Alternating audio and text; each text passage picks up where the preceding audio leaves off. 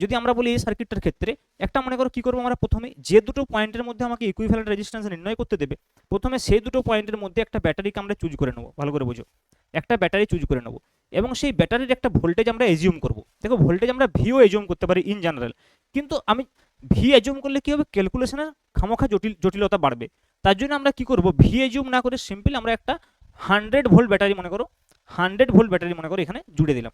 তার ফলে কি হবে, এই 100 ভোল্ট প্রথমত 100টাকে নিয়ে ক্যালকুলেশন করতে সুবিধা হবে, দ্বিতীয়ত 100টাকে ডিভাইড করতে মাল্টিপ্লাই করতে সুবিধা। মনে করো যদি 2 দিয়ে ভাগ করি 50 হবে, যদি 4 দিয়ে ভাগ করি 25 হবে, তাহলে সুবিধা।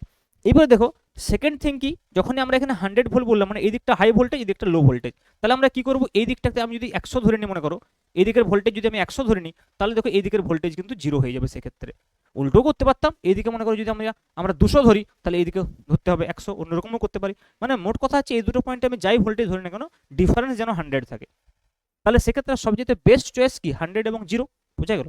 তাহলে দেখো আমরা যদি এই দুটো পয়েন্টের মধ্যে ভোল্টেজ ডিফারেন্স জানি এবং যদি এখানে কারেন্ট সাপোজ আমি মনে করি আই, তাহলে দেখো এর ইকুইভ্যালেন্ট রেজিস্ট্যান্স কত হবে সার্কিটটার, এই সার্কিটটার কিন্তু ইকুইভ্যালেন্ট রেজিস্ট্যান্স হওয়া উচিত 100/I। বাস, আমাদের কোনো রেজিস্ট্যান্স প্যারালাল সিরিজে দেখার দরকার নেই, আমরা কি নির্ণয় করব, আই নির্ণয় করব, যে এই সার্কিটটার আই কত। একবার যদি আমরা কারেন্টটা বুঝতে পেরে যাই, তাহলে এটা আমরা 100 ধরেছি, তাহলে 100/কারেন্ট করলে আমাদের আর ইকুইভ্যালেন্ট চলে আসবে।